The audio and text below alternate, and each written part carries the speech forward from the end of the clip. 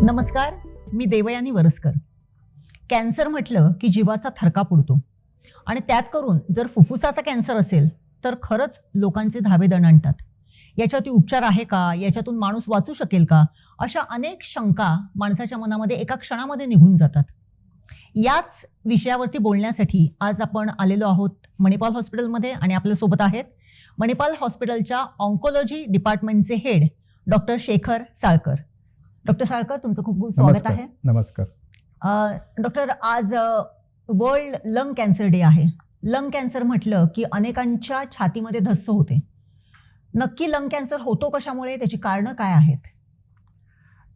Lung कॅन्सरचं कारण आहे ते स्मोकिंग.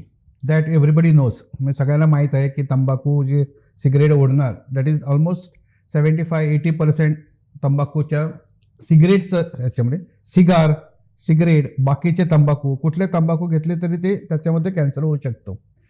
त्याच्यानंतर अदर दॅन स्मोकिंग म्हणजे तंबाखू सोडून बाकीचे असतात ते एक म्हणजे इम्पॉर्टंट इज रेडिएशन. रेडिएशन आहे. नंतर एस्बेस्टॉस म्हणून शीट्स असतात ना, त्याच्यामध्ये जे कामगार असतात त्या काम करतात त्याच्यामध्ये ते कण उसळून ते एस्बेस्टोसिस जाऊन नंतर कॅन्सरमध्ये होऊ शकतो. म्हणजे ऑक्युपेशनल कॅन्सर म्हणतात आम्ही त्याला. आणि pollution also is one of the major factor. Radon म्हणून एक नवीन ते न्यूक्लिअर असे जर काही युद्ध झालं तर तेव्हा त्याच्यापासून होऊ शकतो. So these are most. पण इम्पॉर्टंट प्रिव्हेंटेबल कॉज म्हणजे ज्याचं आम्ही प्रिव्हेंट करू शकतो कॅन्सर होण्याचं इज तंबाखू. Okay. So that simple one. ते तंबाखूच जर लोकांनी जर खायचं बंद केलं तर almost 60-70% of the patients will not gate cancer. Yes, तंबाखू शिवाय कॅन्सर होतं. म्हणजे तंबाखू न ओढणारे पण खूपसे पेशंट असतात आमच्याकडे. बायकांना ज्या होतात कॅन्सर त्यांना पण होऊ शकतो. त्याला बाकीचे कारण असतात. म्हणजे तुमचे पतिदेव सिगरेट ओढतात, तुम्ही ओढत नाही. ती म्हणतात नाही मी ओढत नाही, पण ते ओढतात. किंवा तुमचे फ्रेंड सर्कलमध्ये म्हणजे पॅसिव्ह स्मोकिंग जे आम्ही म्हणतात. म्हणजे ऍक्च्युअली लाईक तुम्ही ओढता 10 सिगरेट आणि मी जर जवळ असलो तर मी 3 सिगरेट ओढल्यापासून झालं. मी सिगरेटला हात पण लावत नाही. This is called as passive smoking. So passive स्मोकिंगमुळे पण कॅन्सर होऊ शकतो. So it is increasing nowadays. म्हणजे लेडीज त्यात म्हणजे लंग कॅन्सर पण वाढतो आहे. म्हणजे पूर्वी आमचे ऑलमोस्ट 95% मेल पेशंटच असतात. म्हणजे आमचे दादले म्हणतात आम्ही ते. पण now we are finding ladies also coming up with a lung cancer. आणि लंग कॅन्सरचं स्पेसिफिकचं प्रॉब्लेम कसा आहे तरी आम्हाला माहीत आहे का तंबाखूमुळे होते तरी पण लोक तंबाखू घेतात. बरोबर. ऐकत नाही. म्हणजे किती सांगलं तरी ऐकत नाही. So important. आणि second thing is diagnosis little difficult. म्हणजे लवकर डायग्नोसिस होण्याचे चान्सेस कमी असतात. ऑलमोस्ट म्हणजे फर्स्ट स्टेजमध्ये नॉट मोर दॅन 10%, 5 ते 10% पेशंटच फर्स्ट स्टेजमध्ये डायग्नोज होतात. ते पण कशासाठी होतात, दुसऱ्या कशासाठी त्यांनी एक्सरे काढलेला असतो आणि त्याच्यामध्ये एक असं कॉइन लिजन दिसतात आणि मिळू शकतं. म्हणजे तुम्हाला सिम्पटम्स काहीच नाही पण रेग्युलर टेस्ट केल्या आणि तुम्हाला दिसलं की त्याच्यामध्ये एक्सरेमध्ये काहीतरी दाखवतं. मग तुम्ही त्याचं इन्व्हेस्टिगेशन करतात आणि त्यांना कळतं की कॅन्सर आहे. So that is early diagnosis. जास्त करून सगळेजण आयदर पाणी असतं, पाणी होतं, त्याला दम लागतो, खोकली येते परत परत, खोकलीमधून रक्त पडतं. Then we have to be very careful. आणि चेस्ट एक्सरे निगेटिव्ह असला आणि हे तुम्हाला सिम्पटम्स आहे तर स्कॅन करावं लागणार. बरोबर. असं नाही की चेस्ट एक्सरेमध्ये नाही म्हणजे तुम्हाला कॅन्सर नाही, असं होत नाही. खूपदा आम्ही बघतो की लंग कॅन्सरमध्ये चेस्ट एक्सरे नॉर्मल असतात पण सिटी स्कॅन केलं की त्याच्यामध्ये काहीतरी निपसू शकतं. बरोबर. पण सगळ्या पेशंटना आम्ही सिटी स्कॅन पाहिजे म्हणून सांगू शकत नाही बिकॉज ते कॉस्ट आहे प्लस त्याचं रेडिएशन आहे. बरोबर. सो उठसूट सगळ्यांना बाबा तू स्कॅन करून ये असं सांगू सो डॉक्टर ज्याच्याकडे जातो तुम्ही त्याला एक हिंट असायला पाहिजे की हा स्मोकर आहे, याच्या चुकीमध्ये रक्त पडतं, ऑलमोस्ट 6 महिने झाले अजूनपर्यंत त्याचं इम्प्रूव्हमेंट होत नाही, 6 महिने म्हणजे 6 आठवडे झाले इम्प्रूव्हमेंट होत नाही, then you have to think something. कारण टीबी इतकं कॉमन आहे आमच्याकडे की फर्स्ट डायग्नोसिस ऑलवेज टीबीत होते. बरोबर. सगळे डॉक्टर टीबीकडेच बसतात की बाबा नाही याचे टीबी असण्याचे चान्सेस जास्त असतात. Because chances is high compared to TB. Lung cancer खूप कमी असतो. बरोबर. सो टीबीवर लक्ष, पण 1 महिन्यावर जर तुमचे सिम्पटम्स उरल्या तर इव्हन मग सिटी स्कॅन करावं लागणार तुम्ही प्रॉपर डायग्नोसिस केलं तर थोडंसं लवकर येऊ शकतं. पण almost 50-60% come in stage 4. Okay. Directly पाणी किंवा दे गेट डायरेक्टली ब्रेनमध्ये त्याला चक्कर येऊन पडतात. मग ब्रेनमध्ये काहीतरी सापडतं, त्याच्यामध्ये मग सिटी स्कॅन केलं की त्याला म्हणतात अरे लंग कॅन्सर ब्रेनला पोहोचला, असं पण खूपदा होऊ शकतं. तसंच हाडामध्ये दुखतं आणि हाडामध्ये काहीतरी कॅन्सर मिटला, तो कुठून आला तर ते लंग्स असे बघ. अच्छा. So this is also a trend आम्ही खूप बघतो, कारण लेट होतो लोकांना यायला. बरोबर. So म्हणजे लंग कॅन्सर जरी असेल तरी त्याचा जो प्रसार आहे तो मेंदूमध्ये, हाडांमध्ये अनेक ठिकाणी होऊ शकतो. कॅन्सर सगळे कॅन्सर सगळीकडे जाऊ शकतात. बरोबर. पण यांचं थोडा फास्ट स्प्रेड असतो इन टू द लंग्स आणि ब्रेनमध्ये, आणि ॲड्रेनल ग्लँड्स बीट असतात त्याच्यामध्ये जास्त असतो. लिव्हरमध्ये कमी कम्पॅरेटिव्हली बाकीच्या कॅन्सर प्रमाणे पण कमी असतं थोडंसं. पण these are dangerous science. Okay. म्हणजे लंग ब्रेनमध्ये गेला तर चान्सेस एकदम कमी असतात, बोनमध्ये तरी थोडा चान्सेस असतात, पण ब्रेनमध्ये एकदम कमी. बरोबर. पण इन्व्हेस्टिगेशन्स आहे ते स्टँडर्ड चेस्ट एक्सरे, नंतर स्कॅन, मग MRI, पॅट स्कॅन म्हणून आता नवीन आलेलं आहे. सपोज तुम्हाला असं डाऊट मारतो की याच्यामध्ये स्कॅनमध्ये काय दाखवतात पण कळत नाही ती आहे कॅन्सर की नाही, पॅट स्कॅन. पण पॅट स्कॅनचा प्रॉब्लेम आहे, कॉस्ट आहे, not available everywhere. It is in very few सेंटर्समध्ये असतात. सो तुम्हाला मेजर सेंटरमध्ये जावं लागतं. It is costing nothing less than around 20-25,000 per एक पॅट स्कॅनमध्ये. So it is difficult. सगळ्या पेशंटना ते जमतं असं नाही. बरोबर. So we have to think, तर काहीच होत नाही, डायग्नोसिस होत नाही, तर मग आम्ही लास्ट पॅट स्कॅन करतो. अच्छा. किंवा झाले डायग्नोसिस, स्टेज काय आहे ते बघायला पण पॅट स्कॅन करू शकतो. ची आवश्यकता आहे. आता समजा पेट स्कॅन झालं किंवा डायग्नोज झालं की बाबा लंग कॅन्सर आहे, तर उपचार तर आपल्याला माहिती आहेत, आपण किमो, सर्जरी किंवा तत्सम जे काय आहेत ते. मग कुठल्या स्टेजला आणि काय, म्हणजे रेडिएशन? म्हणजे तुम्ही स्टेज 1 मध्ये आला. स्टेज 1 म्हणजे लेस देन 3 सेंटीमीटर, 3 सेंटीमीटरपेक्षा लहान आहे, फक्त लंग्समध्ये आहे, आणखी कुठेही नाही काही, तर मग surgery. Okay. First is surgery and that is almost curable असतात. ऑलमोस्ट टोटल 3 सेंटीमीटर लहान असलं तर क्युअर होण्याचे चान्सेस एकदम हाय असतात. पण ते 3 सेंटीमीटरपेक्षा जास्त झालं किंवा ते साईडला कुठंतरी गेलं, लोकली ॲडव्हान्स झाला, तर पहिल्यांदा आम्ही किमोथेरपी देऊन किंवा इम्युनोथेरपी और ते आमचे नवे टॅबलेट्स आले आहेत त्या देऊन थोडं कमी करून नंतर ऑपरेशन करता येईल का ते स्टेज 3 पर्यंत करू येतं. स्टेज 4 मध्ये ऑपरेशन इज आउट. तर ऑपरेशन कसं करायचं याच्यावर पद्धती चेंज झालेल्या आहे. पूर्वी आम्ही ओपन करायचं मोठं इन्सिजन घेऊन. बरोबर. आता वेट्स म्हणून येतात, म्हणजे दे असिस्टेड सर्जरी असतात. वेट्स म्हणजे थोरॅसिक घालून थोडंसं ऑपरेशन करून थोड्याशा इतक्याच्या होलमध्ये पूर्ण लंग सुद्धा काढता येतो. ओके. सो दॅट इज, आणि पेशंटला लवकर घरी जाता येते, पेन इज कमी होतो.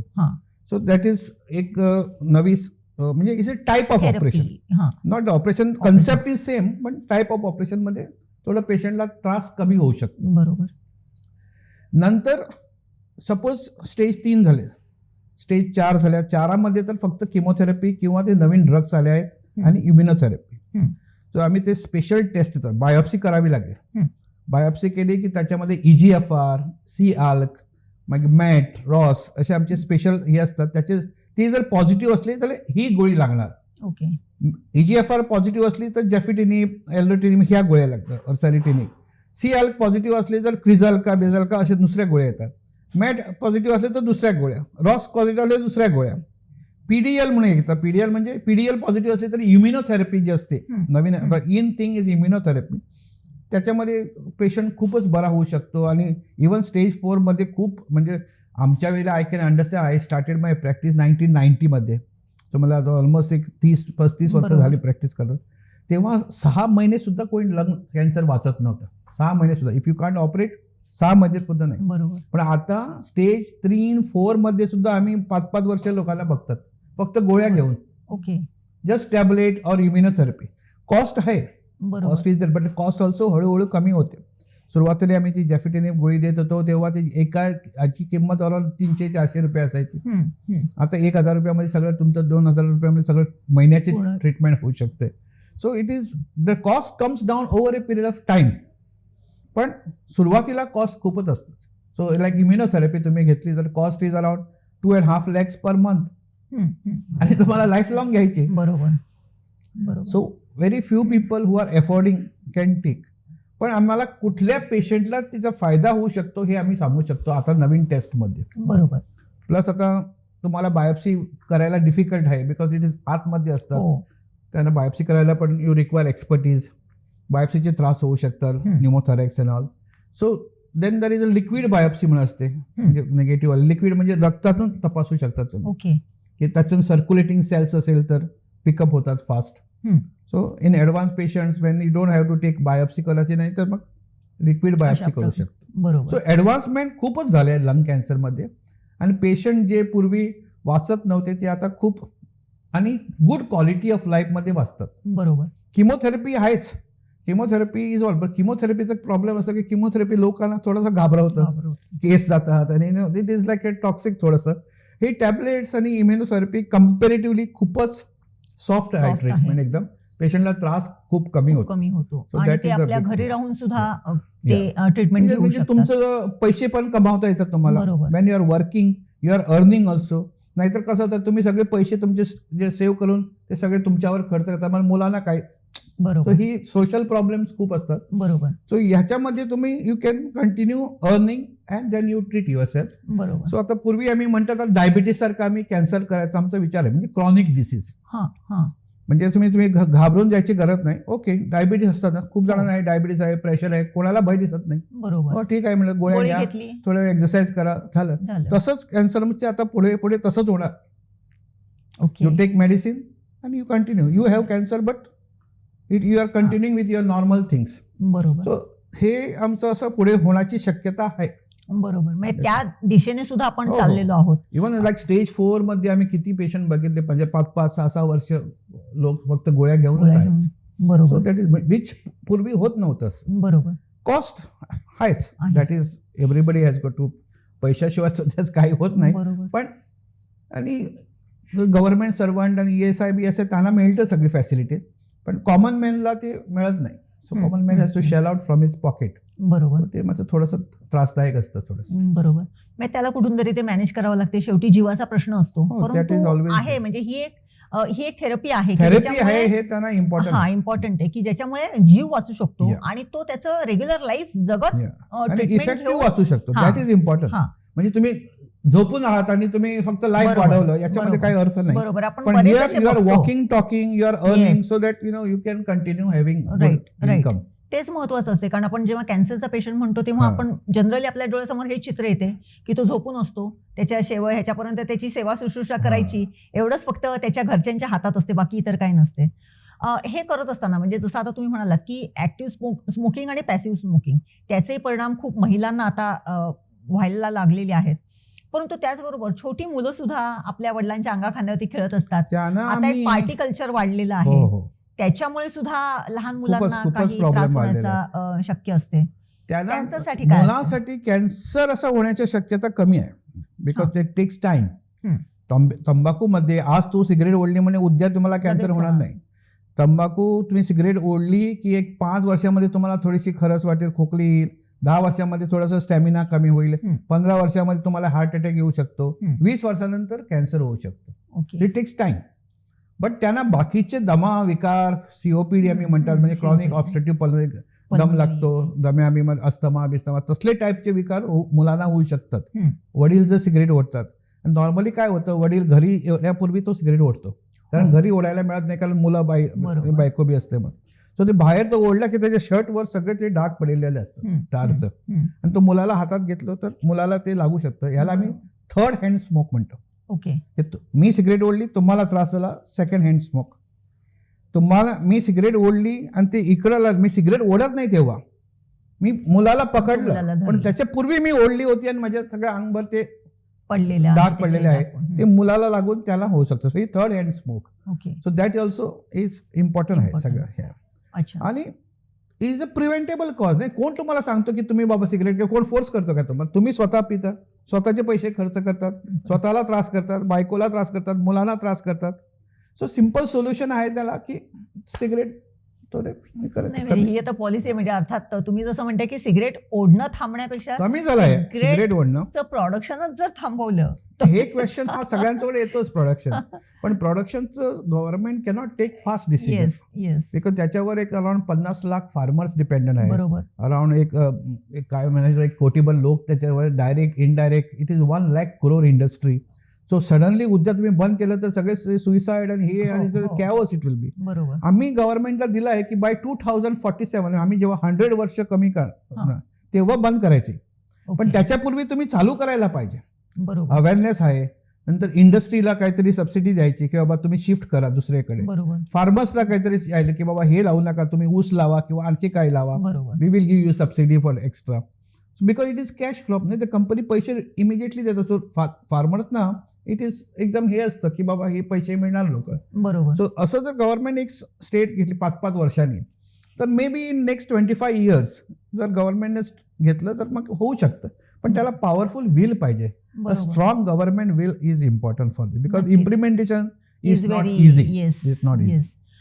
याच्याच बरोबर म्हणजे फक्त सिगरेटच नाही, जसं आपण जेव्हा चर्चा करताना पोल्युशन, आज हायवेचं जेव्हा काम सुरू होतं त्यावेळेस हायवेच्या आजूबाजूला जी राहणारी माणसं होती किंवा ज्यांची घरं होती त्यांना स्ट्रॉंगली त्यांना रेस्पिरेटरी ह्याचे किंवा दम्यासारखे आजार झाले. आणि दुसरं म्हणजे गाड्या चालवणारी लोक की जे कंपल्सरी, आज जरी इलेक्ट्रिक कार आल्या, सीएनजीचं हे वाढलेलं असलं तरी मोठे जे ट्रक किंवा हे असतात डिझेलचे, त्याचं जे आहे त्याच्यामध्ये होऊ शकतो प्रॉब्लेम आहे. त्याच्यामध्ये सुद्धा होऊ शकतो कॅन्सर, पण त्यांचं चान्सेस म्हणजे 100 कॅन्सर आम्ही घेतले त्यातली अराउंड 60-70 तरी तंबाखूचे, उरलेले सगळे पोल्युशन असे 5% हे असले थोडंसं पोल्युशन हे पोल्युशनचं, बाकीचं ते रेडिएशनचं पोल्युशन. हे पोल्युशन असं आहे ना म्हणजे रस्त्याचं किंवा हवामानाचं पोल्युशन, इंडस्ट्रीमध्ये काम, ते जस्ट अराउंड 5%. पण 5% is a big number because Indian population is huge. पण बाकीच्या मुलांना बेलांना तुम्हाला दमा आहे तर तो वाढू शकतो. म्हणजे तुम्हाला ऑलरेडी दमा आहे आणि तुम्ही त्या रस्त्यावरून गेला तिकडे पोल्युशन आहे तर तुमचं दमा ऑटोमॅटिकली वाढू शकतो, त्रास होतो. दॅट ऑल्सो कॉझिंग युअर म्हणजे तुम्हाला रेस्ट घ्यावी लागते, तुमची अर्निंग कॅपॅसिटी कमी होते, दम लागतो म्हणजे कामाला जाता येत नाही. So it is a big loss to the full nation only because people are not working because of sickness. So pollution is the important in controlling so many other diseases. म्हणजे not only lung cancer पण दम्याचे विकार, हे विकार, every one cancer you will have at least 1000 people with dama and other things. So त्याचं प्रमाण खूप आहे दम्याचं आणि अस्थमाचं. So that we can prevent definitely rather than concentrating on a cancer. कॅन्सरमध्ये सिगरेटवर आणि तंबाखूवर कॉन्सन्ट्रेशन केलं तर खूपशे कॅन्सर कमी होऊ शकतं. बरोबर. आता लंग कॅन्सरमध्ये म्हणजे आपण ऐकलेलं होतं की एक फुफ्फुस सुद्धा काढलं जाते, एका फुफ्फुसावरती माणूस जिवंत राहू शकतो. अशा प्रकारची सर्जरी याच्यामध्ये केली जाते का, आणि त्याचे सर्व्हायवल चान्सेस किती असतात आणि ते किती त्या पेशंटला उपयुक्त ठरू शकते? त्याच्यामध्ये कसं आहे, लंग आहे ना, उजव्या साईडला आमचे तीन त्याचे लोब्स असतात, 3 भाग असतात. डाव्या साईडला 2 असतात. उजव्या साईडचे आम्ही सगळे सुद्धा काढले आणि डाव्या साईडचे Khale, you can survive on 1 lung, पण तुमची कॅपॅसिटी सुरुवातीला चांगली पाहिजे. म्हणजे आम्ही त्याला पल्मोनरी फंक्शन टेस्ट करतो. त्याच्यामध्ये तुमची कॅपॅसिटी, ब्रेथ होल्डिंग टाइम म्हणजे श्वास बंद करून तुम्ही किती वेळ राहू शकता, तो जर एकदा आम्ही हे केलं तर आम्हाला कळू शकतं की ह्याला एक फुल लंग काढला तर हो सस्टेन होऊ शकतो. पण सपोज त्याची माझ्यासारखी आहे, मोठा आहे माणूस, त्याला ब्रिदिंगला त्रास आहे ऑलरेडी, तर मग ही विल नॉट सस्टेन. लोबॅक्टोमी एकच लोब काढला किंवा 2 लोब काढले, 90% 99% पीपल विल सस्टेन, काही होणार नाही त्याला. पण पूर्ण लोब एक साईडचा काढला तर थोडंसं डिफिकल्ट आहे, पण normal healthy man can survive. It is not a problem. असं होऊ शकत. काढतो आम्ही, खूप वेळा केलं आहे टोटल न्यूमोनेक्टोमी, ते करतो आम्ही. It is not a problem. गरज असेल पेशंटला तर करतो, पण त्याच्या पूर्वी आम्ही त्याची टेस्ट करतो. इव्हन ऑपरेशनमध्ये आम्ही त्याची जी पल्मोनरी आर्टरी असतात मेन, ती आम्ही क्लॅम्प करतो. ती क्लॅम्प केल्यानंतर पेशंटला टॅकिकार्डिया नाही झाला, म्हणजे गुंगी असताना पल्स नाही वाढली, बीपी ड्रॉप झाला, म्हणजे आम्हाला कळतं ही विल नॉट सस्टेन. एक 5 मिनिटं अशी क्लॅम्प करून ठेवली आणि जर सपोज सस्टेन केलं पेशंटने, काही होत नाही, पल्स बिल्स सगळे बरे आहे, दॅट मीन्स त्याला ऑपरेशन नंतर जास्त त्रास होणार नाही. सो ते ऑपरेशन चालू असताना पण आम्ही हे विचार करू शकतो त्याच्यावर. आणि त्याच्यापूर्वी आम्ही ते pulmonary function test, breath holding time, त्याच्यावर आम्ही एक करू शकतो, एक अदमास येतो आम्हाला की बाबा ठीक आहे, हो he can sustain or not. बरोबर. आता जेव्हा ब्रेस्ट कॅन्सर वगैरे असतो तेव्हा ती गाठ काढली जाते सर्जरीने किंवा किमो दिल्यानंतर त्या पेशंटला बरं वाटते. त्याच्यानंतर काही फार कमी टक्के जणांना त्याचा रिकरन्स असू शकतो. लंग कॅन्सरमध्ये अशा पद्धतीचा रिकरन्स होऊ शकतो का? लंग कॅन्सरमध्ये पण होतं, पण त्यांचं कसं आहे, 3-4 वर्ष जर चांगली गेली तर टोटल क्युअर होण्याचे चान्सेस सगळ्यांना असतात. ओके. नॉर्मली आम्ही 5 वर्ष ठरतो. सगळ्या कॅन्सरमध्ये 5 वर्ष जर तुम्ही काढली तर तुमचं पुढे परत येण्याचे चान्सेस कमी असतात. हां. 10 वर्ष काढली आणखी कमी होतं. कदाचित दुसरा कॅन्सर तुम्हाला होऊ शकतो, त्याला कोणी नाही म्हणू शकत नाही, ते एनीबडी कॅन गेस, दुसरा होऊ शकतो, पण तो कॅन्सर परत येण्याचे चान्सेस जसं जसं वय जास्त झालं कमी कमी होतं. पण थिअरेटिकली रिस्क परत येण्याची असतेच. हां. लंगमध्ये पण तसंच आहे. सुरुवातीस जास्त प्रॉब्लेम फर्स्ट 3 वर्ष, पहिली 3 वर्ष परत येण्याचं काही त्रास होण्याचे चान्सेस असतात. 3 नंतर आणखी चांगलं होतं, 5 झाले तर आणखी चांगलं होतं. So that way it continues. So सुरुवातीची 3 वर्षांना सगळ्याचे प्रॉब्लेम होण्याचे चान्सेस जास्त असतात सगळे. बरं. हे सगळ्यात कॅन्सरमध्ये. बरोबर.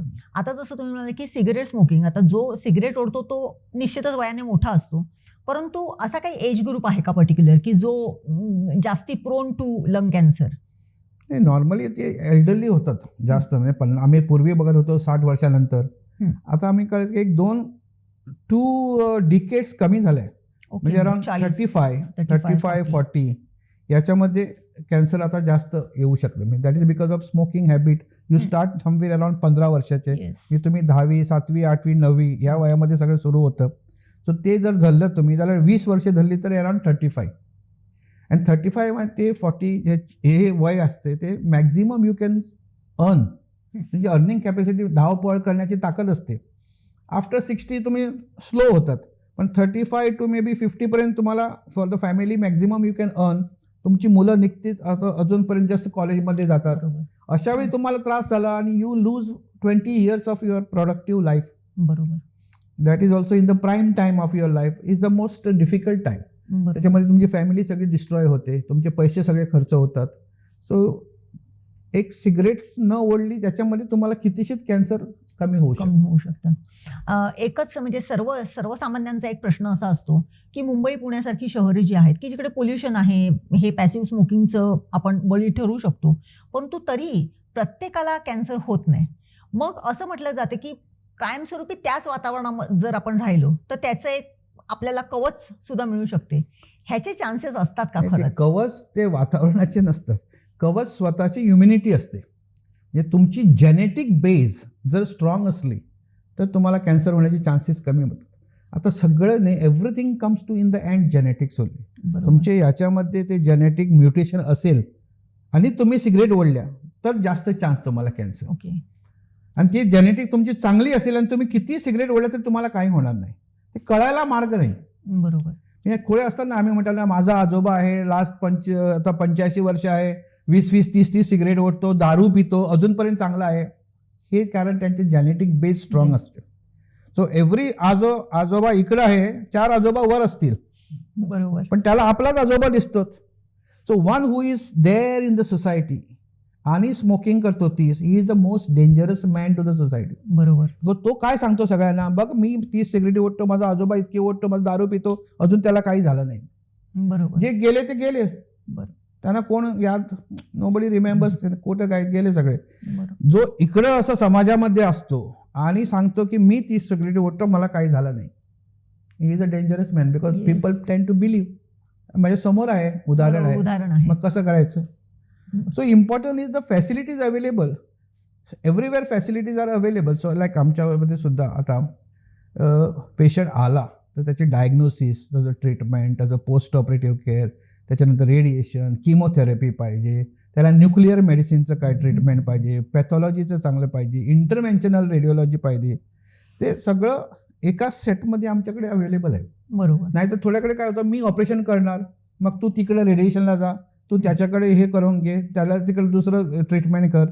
So if you that's a speciality आमच्या हॉस्पिटलची कशी आहे, म्हणजे कॉम्प्रिहेन्सिव्ह कॅन्सर सेंटर. बरोबर.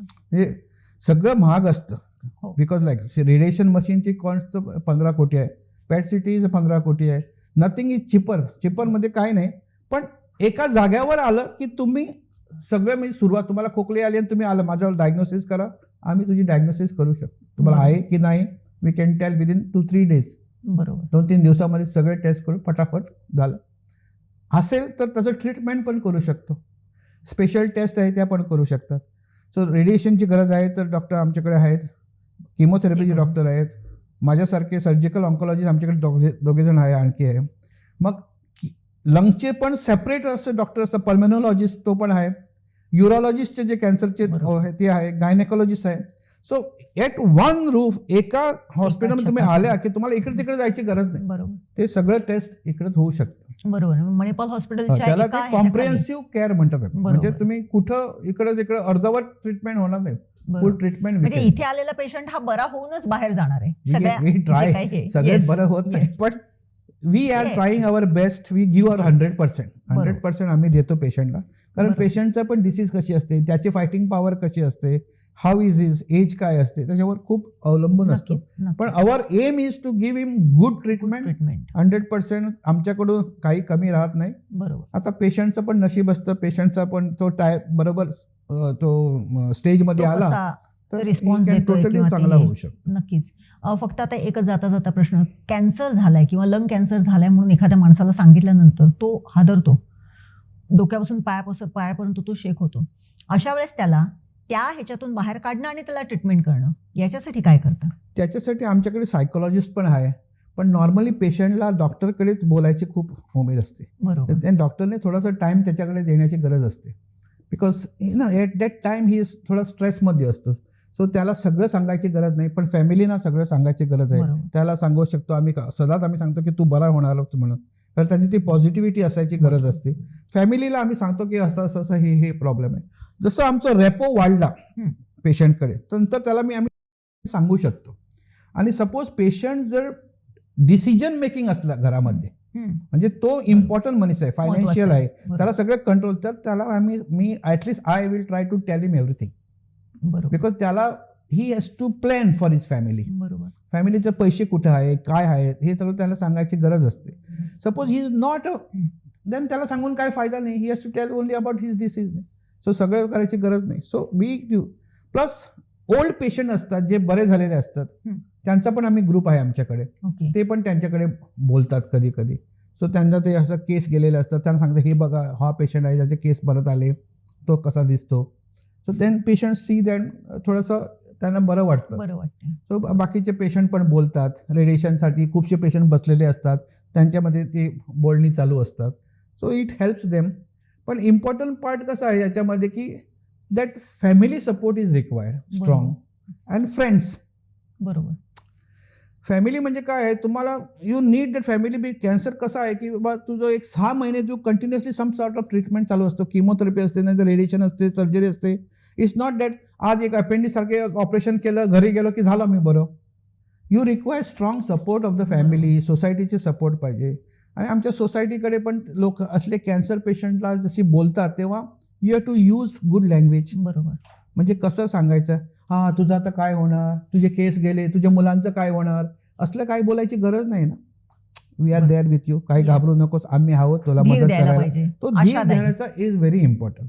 आणि आमच्याकडे गोवा कॅन्सर सोसायटी आहे, आम्ही फायनान्शियली पण हेल्प करतो पेशंटला. म्हणजे गोवा कॅन्सर सोसायटीने सपोज 30,000 त्यांना स्पॉन्सर केले तर आम्ही 30,000 घालतो. सो 60,000 त्याला क्रेडिट उठतं इकडे. So he can spend little bit whatever he wants. आणि ते महाराष्ट्राच्या लोकांना पण ती फॅसिलिटी आहे. इट इज नॉट ओनली गोवासाठी. कॅन्सर असला तर आम्ही त्याला मदत करतोच. इट मे नॉट बी फुल, पण एक अराउंड 50-60,000 तर त्याला वी कॅन ऑलवेज गिव्ह. बरोबर. म्हणजे जी त्याला प्राथमिक जी आवश्यकता असते ती त्यांना आम्ही टेस्ट पण आमच्या कॅन्सर पेशंटना असते ते सबस्टन्शियल कमी असतं. म्हणजे त्यांची आम्ही एक पॅकेज केली आहे, त्यातून 1,750 मध्ये बायकांची मेमोग्राफी, अल्ट्रासाऊंड, चेस्ट एक्सरे, सगळे ट्युमर मार्कर्स सगळं होऊ शकतं. त्याची अदरवाईज किंमत असते त्याला 7,500-8,000 तरी होणार. ते 1,750 मध्ये. आणि for gents it is may be around 1,000 or 1,500. So we are trying our best to give them all care, sort of financial support. So whatever possible from our side we'll do. बरोबर. आज आपण मणिपाल हॉस्पिटलच्या oncology डिपार्टमेंटचे head doctor Shekhar Salkar यांच्याबरोबर बातचीत केली.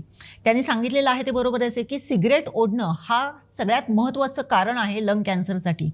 मुळात cigarette जर ओढली नाही तर लंग कॅन्सरसाठीचे जे बळी पडणारे आहेत त्यांच्यामध्ये खूप मोठ्या प्रमाणामध्ये घट होऊ शकते आणि निश्चितच समाजाने देखील याचा विचार करण्याची गरज आहे. आज बदलत्या जीवनशैलीनुसार सिगरेट ओढणं हे प्रेस्टिजियस किंवा एक थोडंसं स्टेटस सिम्बॉल म्हणून वापरलं जाते, परंतु त्याचे आपल्या आयुष्यावरती आणि आपल्या स्वतःच्या नाही तर आपल्या घरच्यांच्या, आपल्या बायकोच्या, आपल्या मुलांच्या आयुष्यावरती कसे घातक परिणाम होऊ शकतात ह्याचं उत्तम उदाहरणांसहित डॉक्टर शेखर साळकर यांनी माहिती दिलेली आहे.